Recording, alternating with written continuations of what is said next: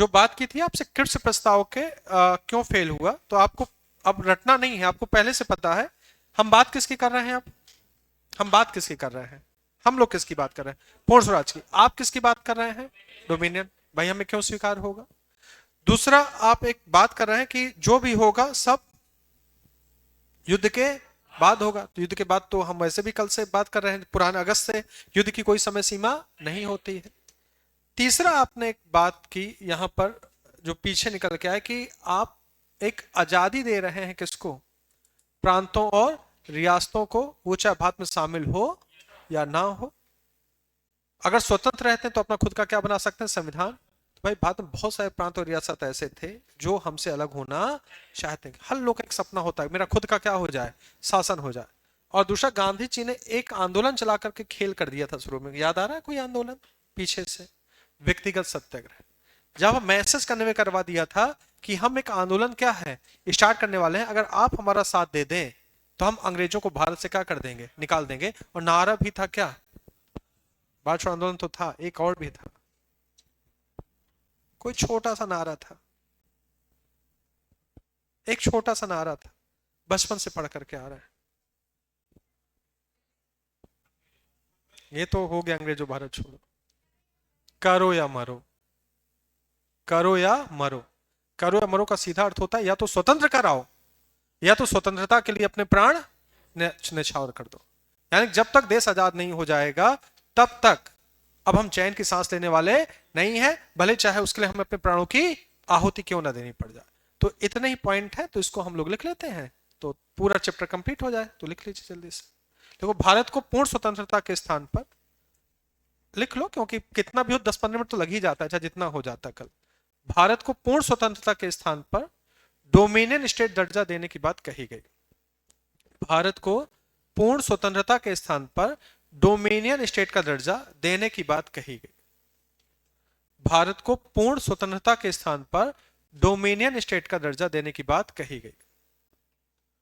भारत को पूर्ण स्वतंत्रता के स्थान पर डोमिनियन स्टेट का दर्जा देने की बात कही गई। भारत को पूर्ण स्वतंत्रता के स्थान पर डोमिनियन स्टेट का दर्जा देने की बात कही गई। ठीक। दूसरा लिख लीजिए, प्रांतों तथा रियासत को भारत से अलग होने की व्यवस्था की गई थी। प्रांतों तथा रियासत को भारत से अलग होने की व्यवस्था की गई थी। प्रांतों और रियासत को भारत से अलग होने की व्यवस्था की गई थी, जिससे भारत के अखंड टुकड़े हो सकते थे। जिससे भारत के अखंड टुकड़े हो सकते थे। जिससे भारत के अखंड टुकड़े हो सकते थे। जिससे भारत के अखंड टुकड़े हो सकते थे। ठीक। लेकिन इन दोनों कारणों से आईएनसी ने क्रिप्स प्रस्ताव को मानने से इनकार कर दिया। इन दोनों कारणों से आईएनसी ने क्रिप्स प्रस्ताव को मानने से इनकार कर दिया। इन दोनों कारणों से आईएनसी ने क्रिप्स प्रस्ताव को मानने से इनकार कर दिया। बस लास्ट लाइन लिख लीजिए, इन दोनों कारणों से आईएनसी ने क्रिप्स प्रस्ताव को मानने से इनकार कर दिया। इन दोनों कारणों से आईएनसी ने क्रिप्स प्रस्ताव को मानने से क्या कर दिया? इनकार कर दिया।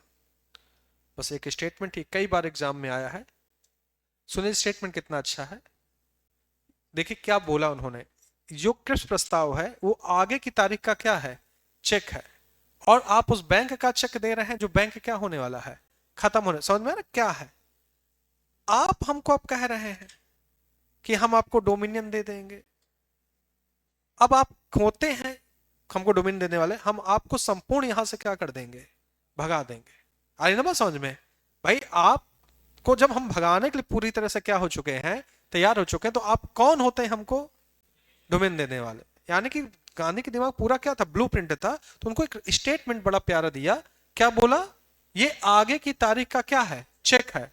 और जिस बैंक का तुम चेक दे रहे हो वो बैंक क्या होने वाला है? नष्ट होने वाला है। समझ में आएगा उसका अर्थ क्या है? बस लिख लो, कंप्लीट हो जाएगा। और कल से करेंगे भारत छोड़ो आंदोलन। और खूब बढ़िया पढ़िए। क्लब तो चलते रहे होंगे ना आपके सबके? हाँ, क्लब बंद नहीं कराए गए थे हमने, इसीलिए क्रिप्स प्रस्ताव पर गांधी जी ने क्या कहा था? ये स्टेटमेंट कई बार एग्जाम में आया है, तो याद कर लीजिएगा। ये आगे की तारीख का चेक है जिसका बैंक नष्ट होने वाला है।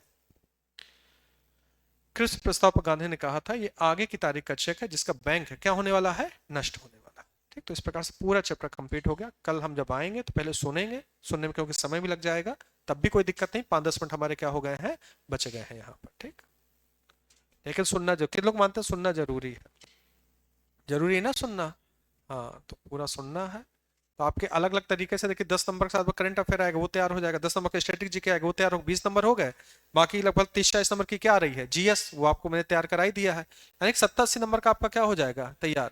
कुछ चीजें आप साथ में लेके चलिए, जैसे डीआई अच्छे से लेकर चलिए, और हिंदी है शायद भर, है ना, ये सब लेके चलिए। ठीक, मैथ होगी 5 नंबर में, उसको लेकर 30-40 नंबर का आप अपना लेके चलिए। ठीक, तो मिलते हैं आपसे फिर। हाँ बेटा, सब रहेंगे लाइव, मतलब अपने घर में रहोगे ना, इसलिए तो कह रहे हैं ना, उसमें क्या लिख के देना है? बैच। अब जैसे कोई दोनों बैच ज्वाइन किए तो आप दोनों लिख दीजिए कि मॉडर्न हिस्ट्री प्लस क्या चला है उसमें, इंडियन ज्योग्राफी, दोनों लिख दीजिए। तो एक वहां से अटेंडेंस भी हो जाएगी और ये भी हो जाएगा कि यहाँ थोड़ा सा संस्था के लिए भी फायदा होगा। दोनों चीज समझिए उसमें, कि जब इतने लोग लाइव दिखेंगे तो थोड़ा सा अपनी वैल्यू भी क्या होगी, बढ़ेगी। मतलब दोनों चीज है उसमें, मतलब छिपी हुई, आपका भी लाभ है और लोग सोचते बांदा में रहकर इतने लाइव कैसे हो गए, बांदा में कैसे कोई इतनी क्लास क्या कर सकता है, चला सकता है। हमें अपने बांदा की भी तो ब्रांड वैल्यू क्या करनी है, बढ़ानी है। हम देहरादून गए थे, लोग पूछते थे आप कहाँ से आए, तो हमें बांदा बताने में लगता था शर्म की, फिर बांदा को बताने के लिए बताना पड़ेगा, तो हम दो चीज बोलते थे, या तो कानपुर या तो चित्रकूट, तो दो में से वो लोग समझ आते थे, फिर आगे हम कुछ नहीं बताते थे, क्योंकि बांदा के बताने फिर पूछते बांदा कहाँ है, तो हम बताते कानपुर जानते हो, तो इससे अच्छा कानपुर बोल दो। तो हमें बांदा जो कि जिला है, कानपुर भी अपने आप में जिला है, लेकिन दोनों में जमीन आसमान का क्या है अंतर। मैंने आपसे क्या कहा, 12 साल हो गए, बांदा में कांस्टेबल का रिजल्ट भी आता है, लोग कहते हैं अरे कहाँ से पढ़ा होगा, हाँ इलाहाबाद से, तो भाई पीसीएस बड़े रिजल्ट को तो कोई यहाँ पर मानेगा ही नहीं, ये हम मानते हैं इस चीज को। और आप विश्वास में, कल से मेरे पास फोन आ रहे हैं उन बच्चों के जो यहाँ पर रह रहे हैं, वो मेंस कर रहे हैं और लेकिन उनका निकल नहीं पा रहा है। सर प्लीज आप मतलब हमको कुछ गाइड कर दीजिए, हम आपके सानिध्य में मिल करके पढ़ना चाहते हैं। तो वो वैल्यू समझते हैं, लेकिन हम बांदा में, तो मेरे कितने लोग मानते हैं, आप सत्य कह रहे हैं, लेखपाल का रिजल्ट आता आदमी क्या कहता है, बाहर से पढ़ा होगा, तो हम मानते हैं। जब पीसीएस जैसा रिजल्ट दे दिया तो फिर तो आदमी जब किसको नहीं मान रहा है, लेखपाल को, तो ये तो बहुत बड़ा रिजल्ट है।